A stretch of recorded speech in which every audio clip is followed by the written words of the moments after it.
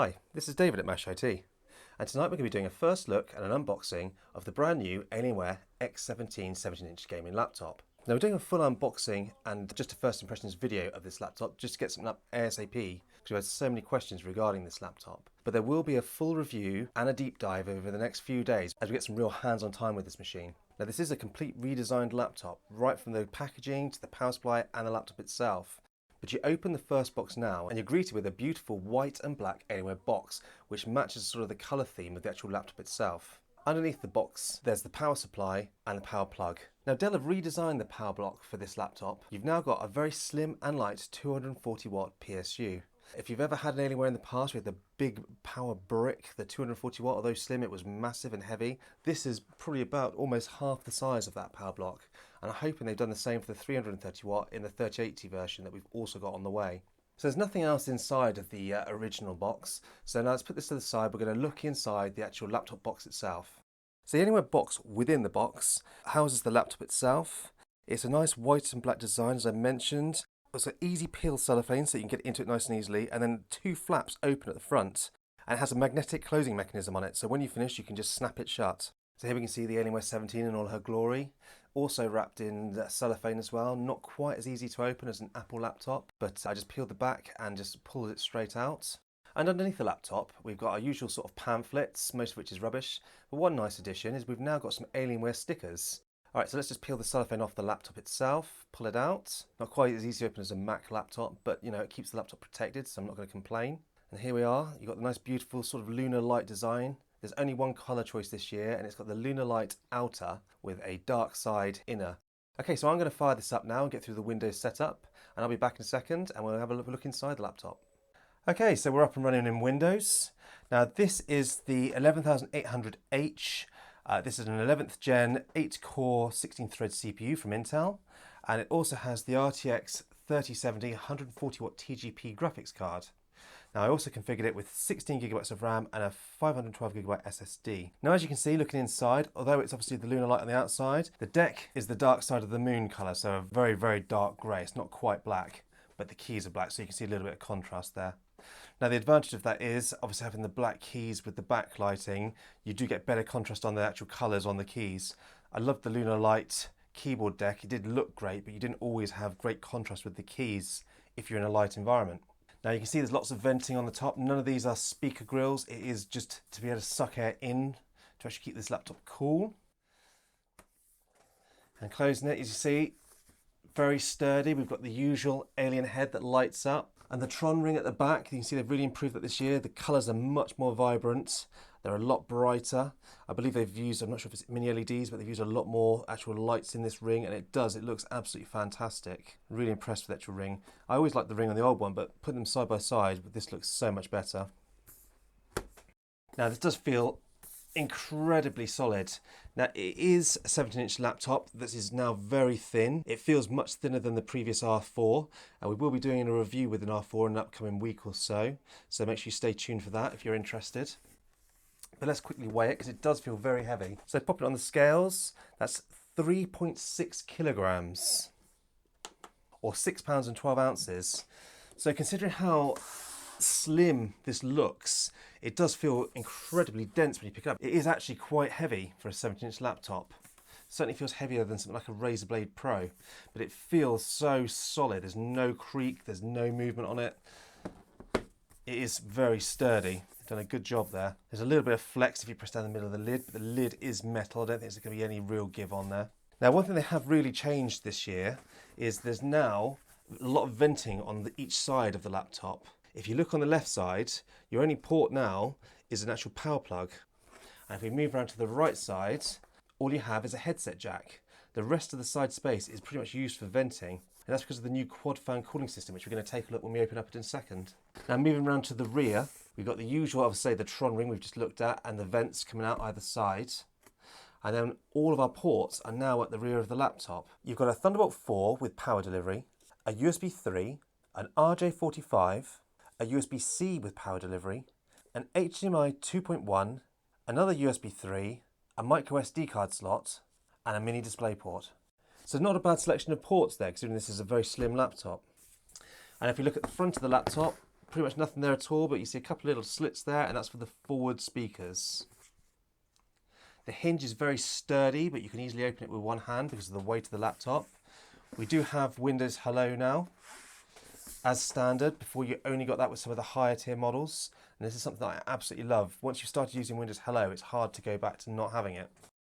We've got a glass touchpad that glides really well. The gestures work brilliantly, and there's no wobble or loose rattling feeling like there was a little bit on the R5. This is a very, very solid touchpad, so very pleased with that. We've got the usual high endurance finish on these laptops, so it's not rubbery like Alienware of years gone by. It will still pick up some oils and fingerprints, but it is quite hard wearing compared to how it used to be with the old rubber finish. The keyboard, this is per key backlit keyboard, which is great. I have got the membrane keyboard. You can also opt for the mechanical, but if you are in the UK or Europe, if you buy the mechanical, you have to have the US layouts. The only option with the UK ISO keyboards is the membrane. That's not a problem. I do like the keyboards, whichever one you choose with the Alienware, because the membrane's a great keyboard, but also the mechanical, is a really fantastic keyboard, as we tested on the M15R5. Talking of the M15R5, this has the same keyboard layout as the M15R5. It is a step back in my opinion. The M17R4 had a full keyboard and a number pad, which had a great layout and was very useful. With this one, you do feel like you've got a lot of wasted space either side, and also you've got media keys at the far end of the keyboard, and it pushes the shift over a touch with the up arrow underneath the actual enter key. Now, to me, I don't like this layout because if you're used to typing, I will often put my finger directly under the enter for the shift and accidentally hit the up arrow. You will quickly adjust. On a laptop of this size, there really shouldn't be any compromise on the keyboard. Just above the keyboard, as well as the venting, we've also got the Alien Head power button. It works the same as all previous Alienwares. It's lit. You can change the colours, but when you unplug it, by default, it will turn yellow to show you you're on battery power. And when you plug it in, it will flash when you're charging. It will be solid when you're charged. That's a feature I've always loved on the Alienware, because if you've ever accidentally unplugged or forgot to turn on your power adapter, you can see straight away that you are on battery. Moving up to the screen, I've got the 165Hz base panel here. It's 1080p, but it feels reasonably bright. It looks pretty colour accurate, and so far I'm quite enjoying it. We will be testing it with a calibration tool for the full review, but so far I'm pretty impressed with it. Now, as I mentioned, this is the base 165Hz panel. One thing I do want to point out, that this has no muck switch. Optimus is enabled by default, and you cannot switch it off and run dedicated. There's nothing in BIOS, there's no options, there's no advanced Optimus. So this is a bit unfortunate. I think if you do want the muck switch, I think you've got to go for the higher end models, something that hopefully we're going to look at in the future. Now, obviously this is an 11th gen CPU, so we will be looking at it in depth. This is the first 11800H CPU we've had in the studio, so we will be testing this thoroughly in the actual review. But so far, this is running on battery, and I've run it on mains and just briefly played around with it. It's pretty much silent when you're on idle, and if you're installing programs, the fans do kick in a little bit, but it hasn't been that bad so far. And just using it in general use, the keyboard is nice and cool. So far, really impressed. And I'm really impressed with just the fit and finish and the feel of this laptop. It does feel every bit as premium as the Alienware M17R4 this is kind of replacing. Now, just quickly, we're going to open it up and take a look inside. So opening this Alienware X17 is very easy, just like all the previous Alienwares before it. You have 8 screws, and 6 of them are captive, just the front 2 will come out. Now when you unscrew the front 2, it actually lifts the plate off, then just pop your little pry tool under and just gradually lift it up. It's very easy, pops straight off, lets you inside.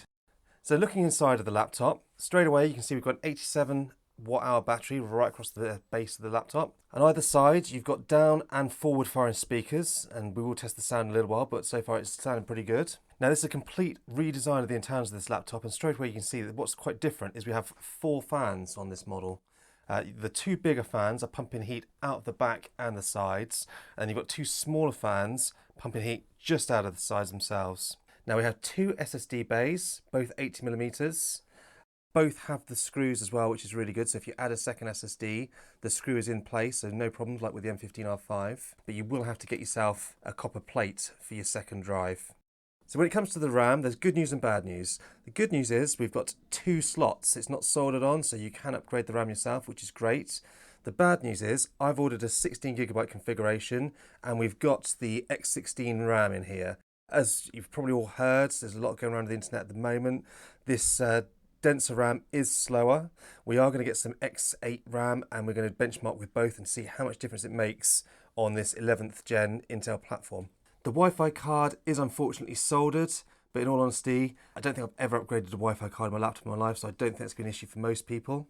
Now we do have vapor chamber cooler on this motherboard, but like with previous R4s and R3s, the motherboard is flipped, so to actually repaste or do anything with that, you're going to need to remove the entire motherboard to get to it. So I want to quickly test the speakers. It has 2 4-watt speakers in the system. They're both down and forward firing. I'm going to put it on 40% volume. This is some royalty-free music, and I'm going to give it a try.